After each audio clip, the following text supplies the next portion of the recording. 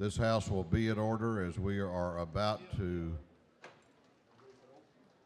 have as guests members of the Georgia State Senate and other distinguished guests.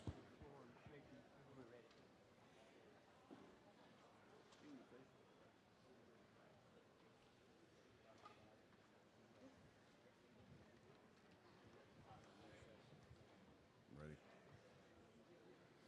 Mr. Doorkeeper. Mr. Speaker, the President Pro Tem, and the members of the Senate await entrance to the House chamber. Mr. Doorkeeper, please allow the President Pro Tem, and the members of the Senate to enter the House chamber. And will the messenger please escort them with to their designated seats.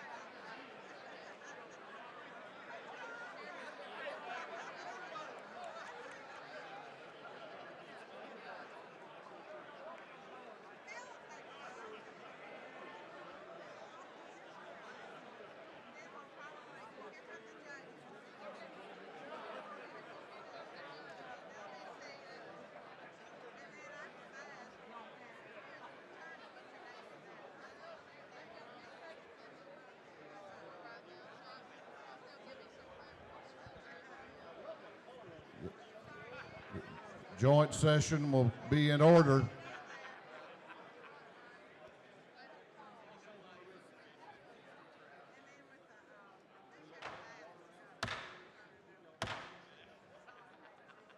Members of the House and members of the Senate will please take their seats and come to order.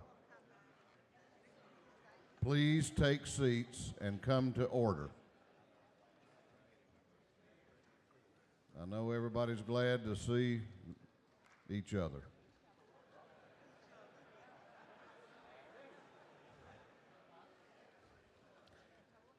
At this time, I have the distinct honor and privilege of introducing a friend for many, many years, a former colleague, a man for whom I have great admiration and respect, a true leader, the President of the State Senate and the Lieutenant Governor of Georgia, my friend, Casey Cagle.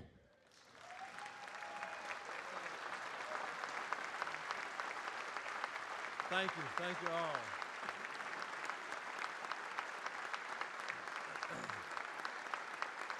Thank you very, very much. Thank you.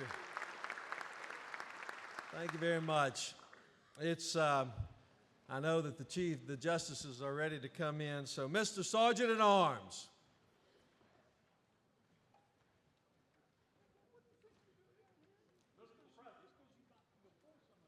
The courts of the state of Georgia await admittance into the chamber. Thank you, Mr. Sergeant at Arms. Please escort the Justice of the Supreme Court and the judges of the Court of Appeals into the chamber at this time.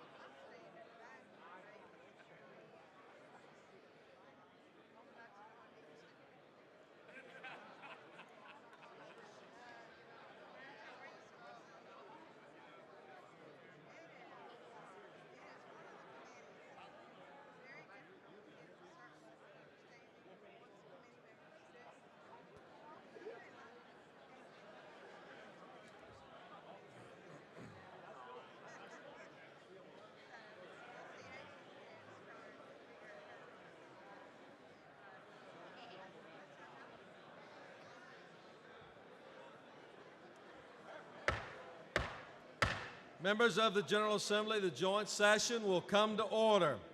All members, please take your seats at this time. The clerk will read a resolution.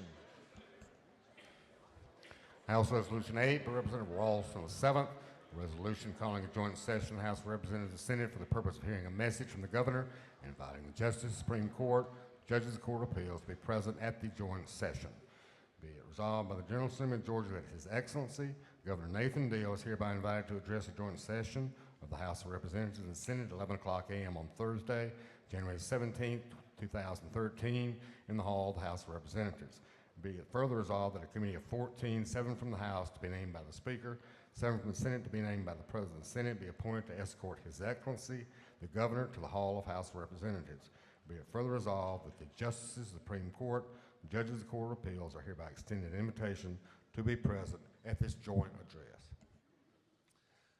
Mr. Sergeant at Arms. Mr. President, His Excellency, the Honorable Nathan Deal, and his committee of escort, the governor wait admittance into this chamber. Mr. Sergeant at Arms, please let His Excellency the Governor, the Committee of Escorts, and the distinguished guests be admitted to the chamber at this time.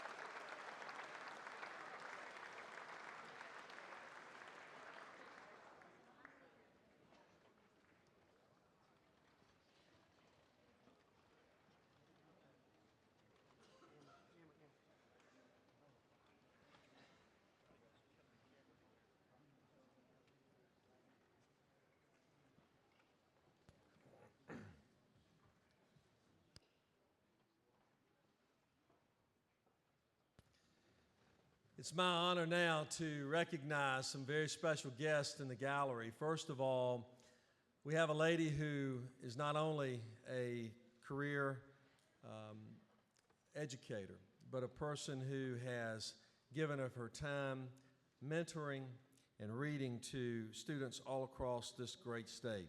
She has phenomenal character and grace and a very kind heart. Please join me in welcoming our First Lady, Miss Sandra Deal.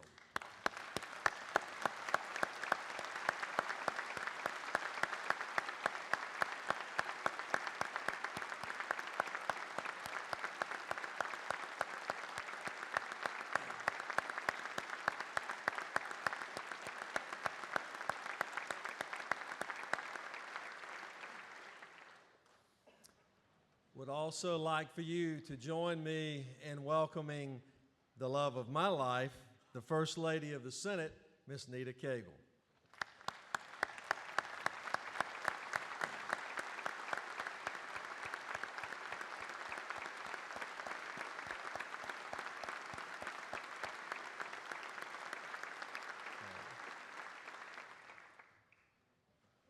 It's a great honor also to welcome to the chamber the the Justices of the Supreme Court. Please stand.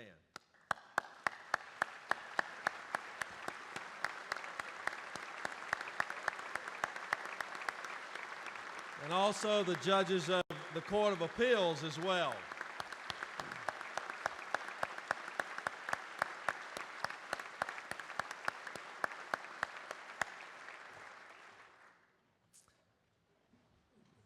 The man that has provided phenomenal leadership for this great chamber, hailing from Blue Ridge, proud to be a North Georgian. If you don't know it, just listen to him speak.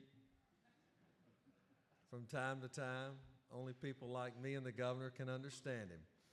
But he is my good friend. He was trained in the Senate, and he is a great speaker. Ladies and gentlemen, please join me in welcoming Speaker David Ralston.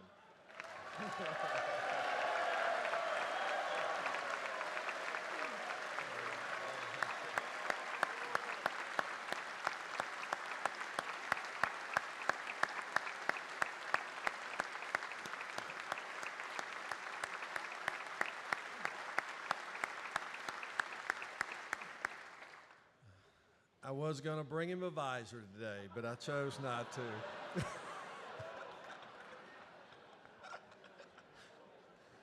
Also, please join me in welcoming Speaker Pro Tem Jan Jones.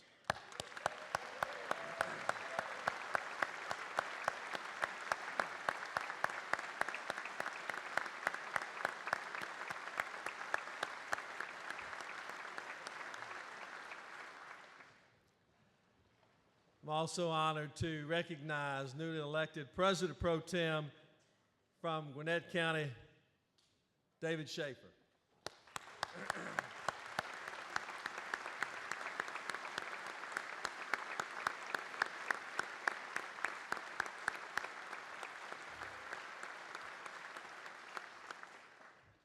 It is indeed a great honor now to recognize our 82nd governor, the Honorable Nathan Deal.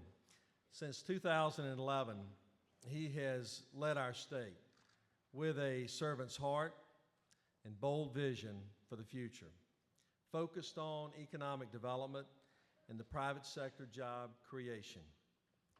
He has worked tirelessly to expand existing businesses and recruit major new employers like Caterpillar and Baxter. As our state's leader, he has worked cooperatively with the General Assembly to balance the budget and protect our AAA bond rating. As a man, he has shown us all what it means to lead with honor and integrity. Please join me in welcoming my friend, all of our governor, Nathan Deal.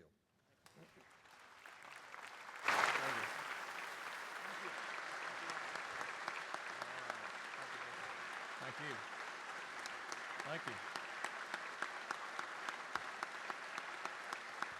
Thank you. Thank you. Thank you very much. Please be seated. Thank you.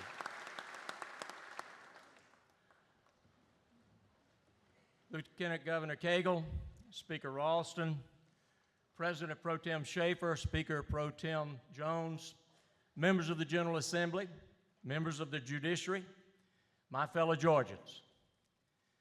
To the members of the General Assembly, congratulations on your election. To the new members of the House and the Senate, welcome.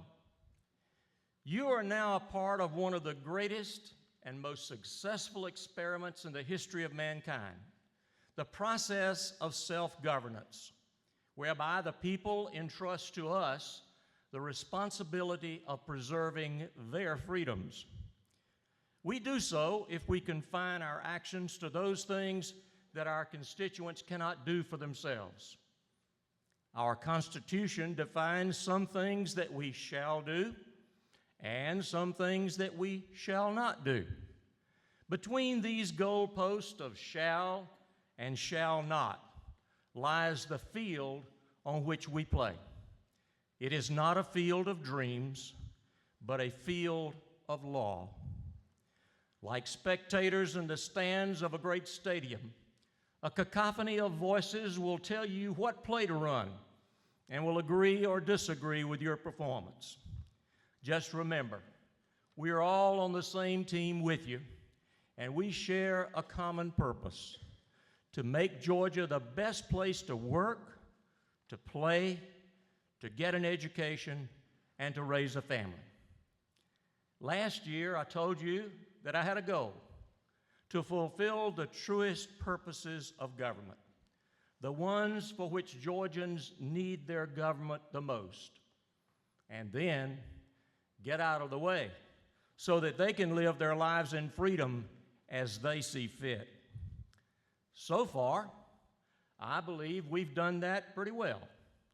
We've made communities safer, improved educational opportunities, provided for infrastructure improvements, driven workforce development, generated a better business environment, and created jobs.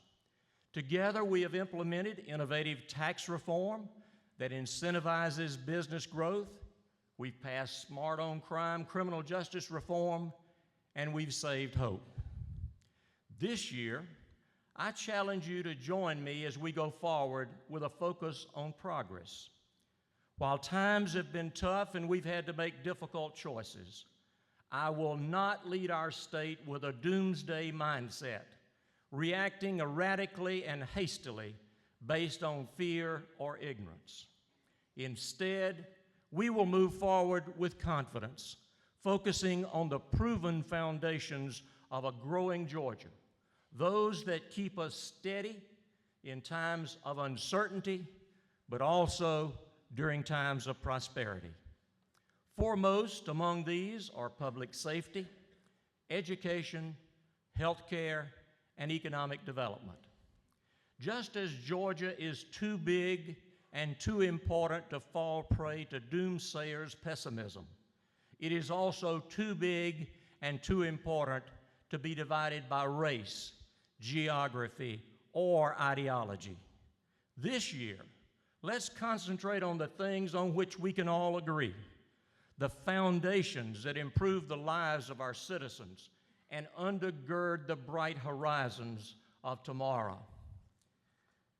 In the first foundation, public safety, let's capitalize on the success that we've already had in criminal justice reform, in which last year you crafted legislation that saved both lives and taxpayers' dollars.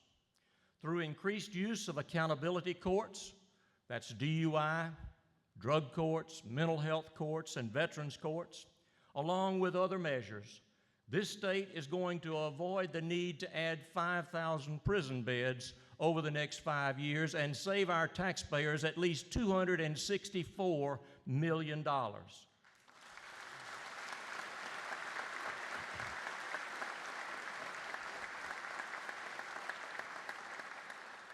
These measures simultaneously decrease the number of offenders who end up back in jail after being released. Instead, we will create productive tax-paying citizens rather than more dangerous criminals. And we've had continued funding for the accountability courts by allocating in this budget $11.6 million toward the purpose that we began last year. This year, we will continue our work by bringing legislation designed to produce better results with juvenile offenders and divert them from the adult system. I want to thank the Special Counsel on Criminal Justice Reform for Georgians for their hard work over the past 2 years. I urge your strong considerations of their recommendations for juvenile justice reform. Similar to last year, we would emphasize community-based, non-confinement correctional methods for low-risk offenders as an alternative to regional and state youth centers. To get started, I will be requesting $5 million in fiscal year 2014 budget to create an incentive funding program that encourages communities to create and utilize these community-based options. These options will range from substance abuse treatment to family counseling and will provide judges with viable alternative sentencing options. Just as with last year, We stand to lower recidivism and save taxpayers' dollars. For example, are you aware that the cost of each bed in a youth detention center is in excess of $91,000 each year? It is certainly an area where less costly options must be used. Together, we can continue to improve our state's justice systems and keep our citizens safe by reserving our prison beds for the most violent offenders. This year provides another opportunity to bolster public safety. This past summer, Georgia witnessed several tragic accidents on our waterways. We know alcohol is involved in over 50% of all boating fatalities each year. On Georgia's roads, if an operator of a vehicle has a blood alcohol content of 0.08 or higher, he can be charged with driving under the influence. However, you cannot be charged with boating under the influence unless your blood alcohol level is 0.10 or higher. The Jake and Griffin Prince BUI law that I am proposing will change that. If you are too drunk to drive an automobile, you are too drunk to drive a boat.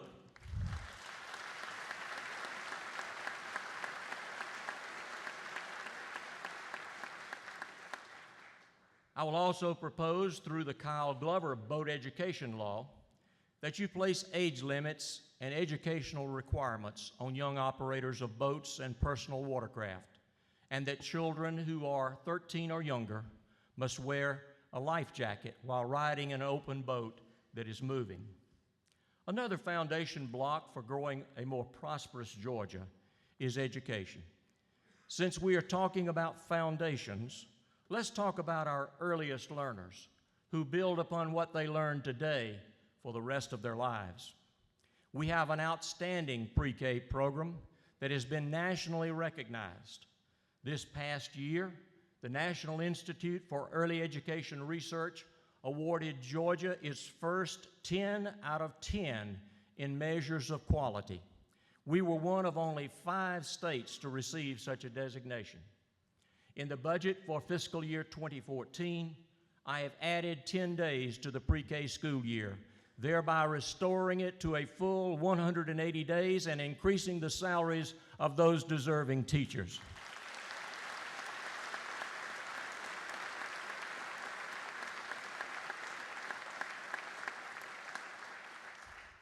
Last year, we focused on literacy by designating $1.6 million to establish a Reading Mentors program that was designed to grow the percentage of Georgia's children who are reading on grade level by the 3rd grade.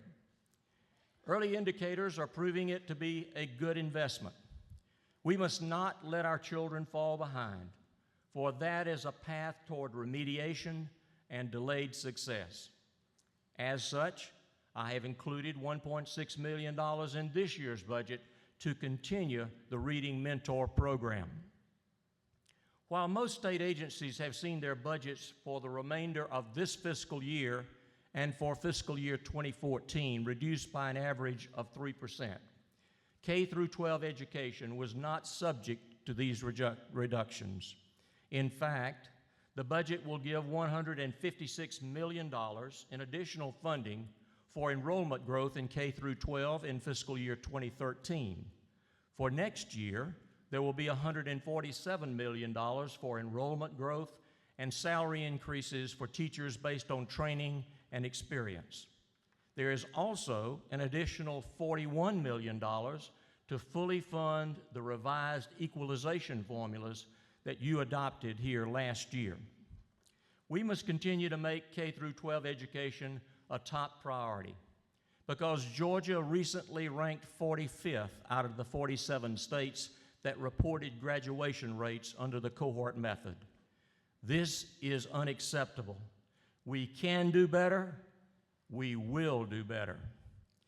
The people of Georgia spoke loud and clear when they adopted the constitutional amendment on charter schools by an overwhelming margin. The message that they sent was this: they are not satisfied with the status quo, and neither am I.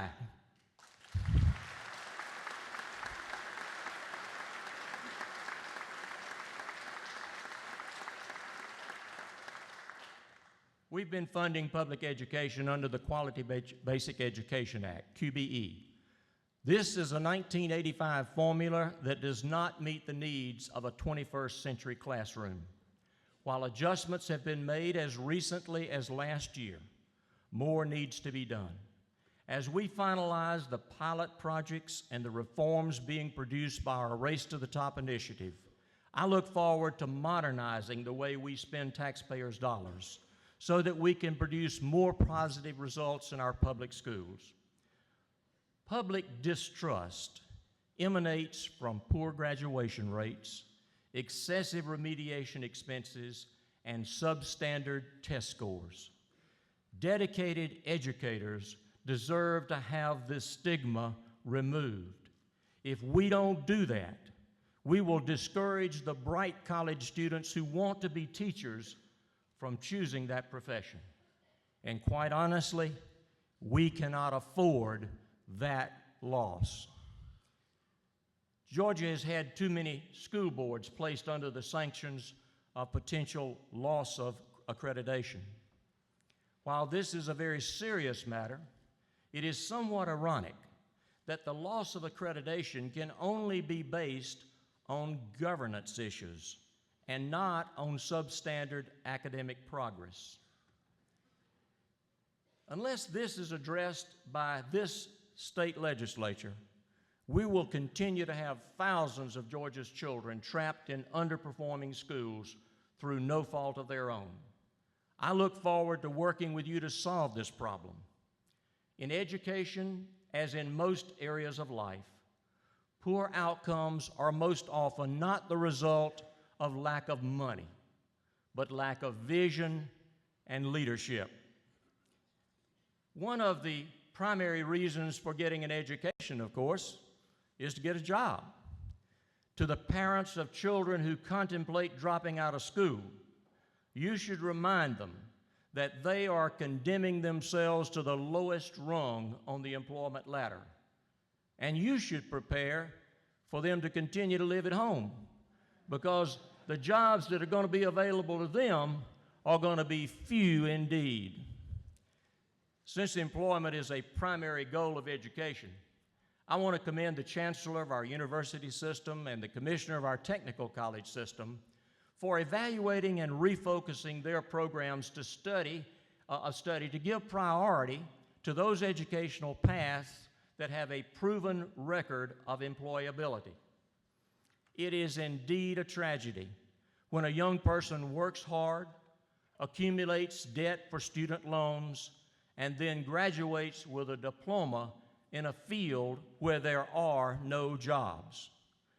My budget proposes to focus more funds within our HOPE grant program toward occupations where we know jobs are available and shortages actually exist.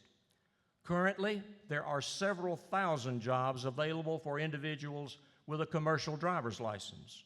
There are similar shortages in areas of nursing and early childhood education. In order to fill these vacancies, we suggest directing additional funds within our technical college HOPE grants, so that over 90% of the tuition cost for these programs will be provided. That's putting your money where the jobs are.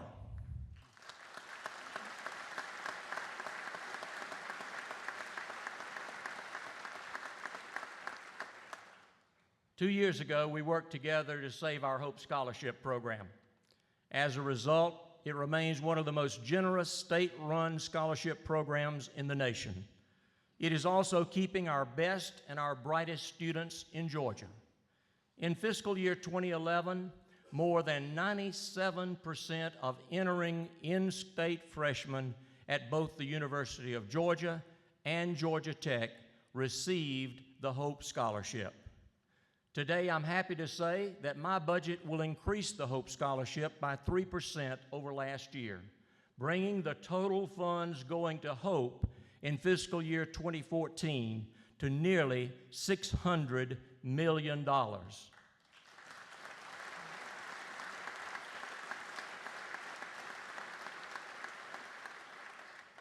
That's quite a contrast to the proposed bankruptcy of Hope that was projected to occur this year. That's why I say, together, we saved Hope.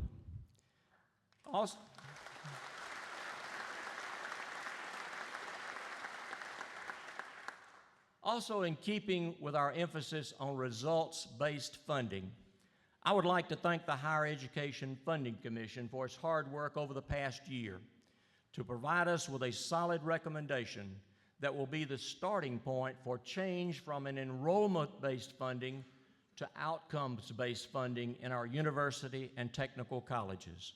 I encourage you to join me in fully considering their recommendations. Another foundation block for growing a prosperous Georgia is health care.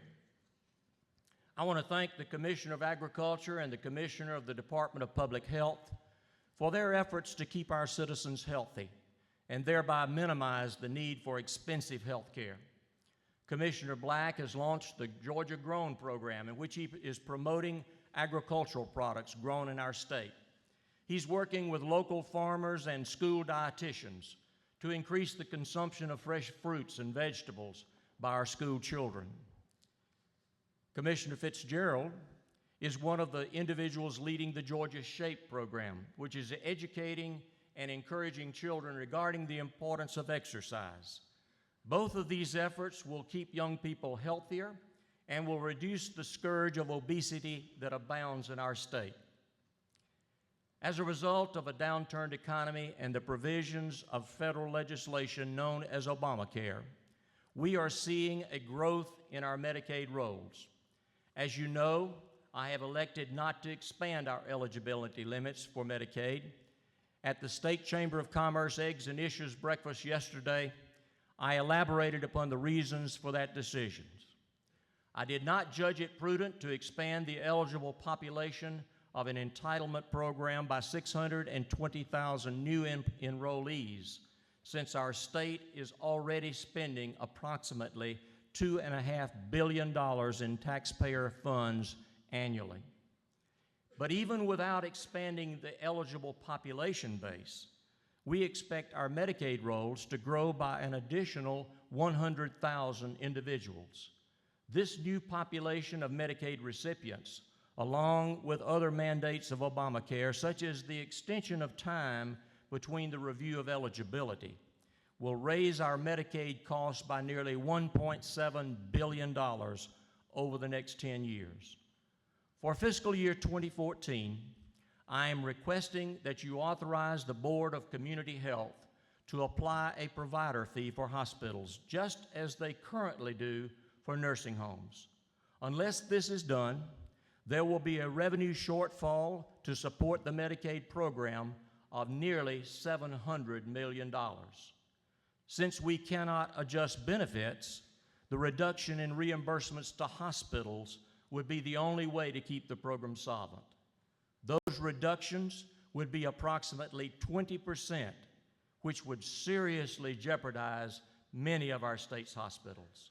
Therefore, I urge your favorable consideration of this legislation. Last year, we appropriated $1.2 million to expand residency programs for doctors in our state. I want to thank Dr. Ricardo Aziz, the president of Georgia Regents University, Augusta, for leading this effort, and to the participating hospitals for making it possible for us to develop 400 new residency slots. We believe this is one of the best ways to retain medical doctors in our state. And the fiscal year 2014 budget includes $2 million in additional funds to further increase the number of healthcare professionals that will be practicing in our state. The last foundation block for a prosperous Georgia that I will address today is economic development. For the last 2 years, during the State of the State address, you've heard me say, the state of our state is strong. That statement is no less true today than it was for each of the 2 preceding years. In fact, it may be more true now when you consider employment numbers, increased job opportunities, revenue growth, as well as an expanding prestige of our state in the international marketplace. We currently have the lowest unemployment rate we have experienced in nearly 4 years, but it is still too high. That's why we must insist that every young person get a high school diploma. Otherwise, they become the fuel that stokes the fires of the unemployment furnace.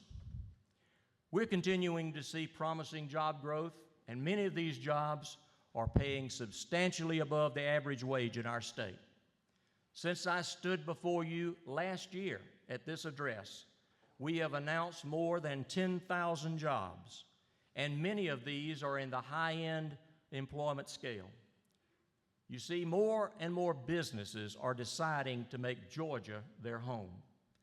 Some of the reasons for these decisions are government policies of low taxes and reasonable regulations.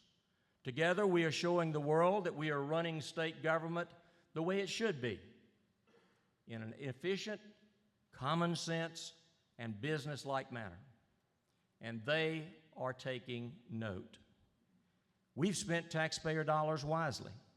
Using 2012 dollars, our per capita spending of government money is 17% less than it was a decade ago. And we currently have more than 9,000 fewer state employees than we had 5 years ago. We have saved taxpayer dollars. The Revenue Shortfall Reserve, commonly referred to as the Rainy Day Fund, has been increased by 226% since I became governor. We've reduced the burden on Georgia's taxpayers.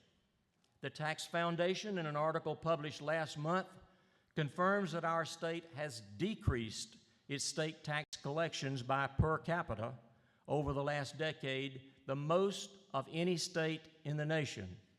Quote, collecting 25% less in real dollars than it did 10 years earlier. And last year, through tax reform, you lowered that burden on taxpayers even more by increasing the deduction for married couples filing a joint return, bringing that deduction to $7,400, thus virtually eliminating the so-called marriage tax penalty.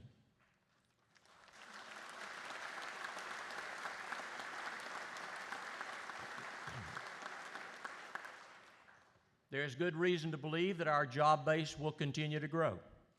Employers like to operate in a state that operates its own affairs in a business-like manner. But it is not only businesses that pay attention to the fact that we've downsized state government and kept our budget balanced while not raising but actually lowering taxes. Others are watching our operations as well, like the 3 major bond rating agencies that have just recently once again awarded a AAA bond rating to Georgia.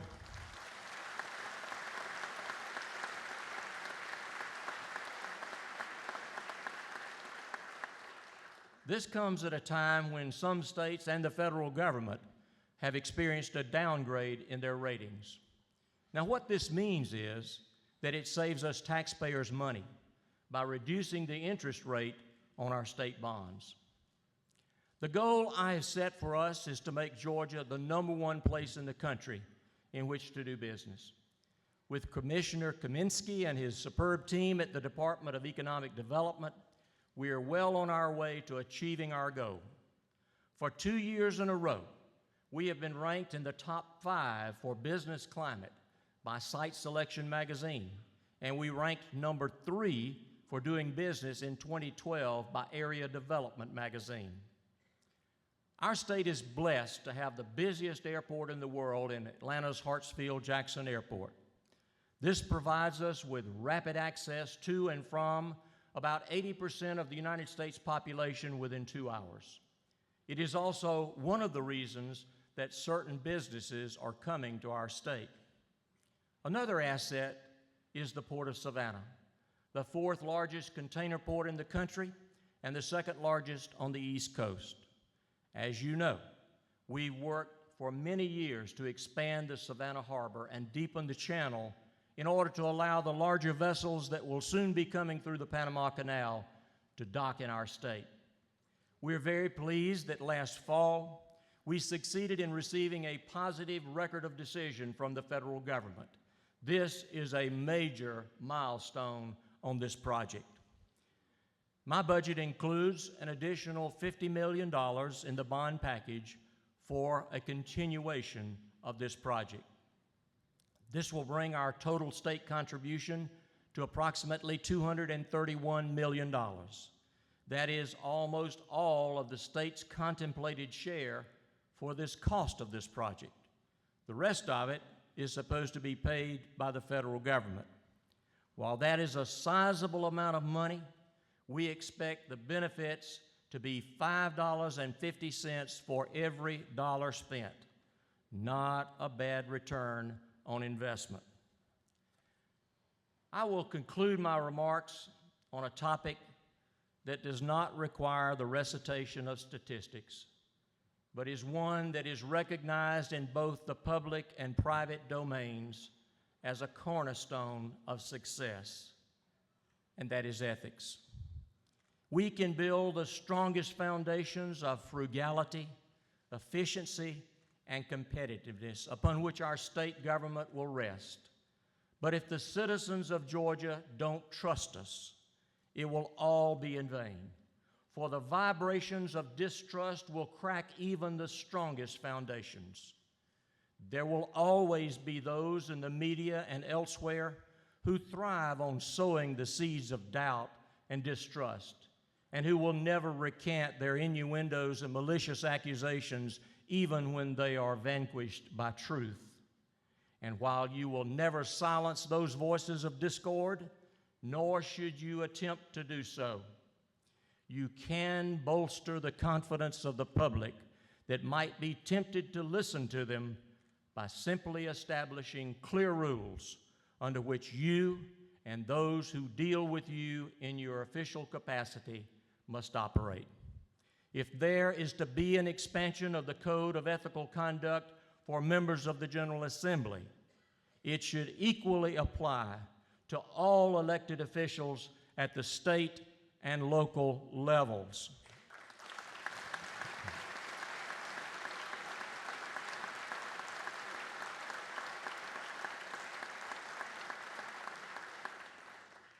We've laid our foundations for a strong and successful Georgia on public safety, education, healthcare, economic development, and ethics.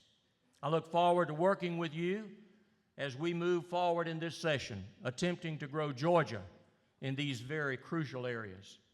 And together, we will run the state rather than the lives of our citizens. May God give you wisdom in your deliberations, and may He continue to bless the great state of Georgia.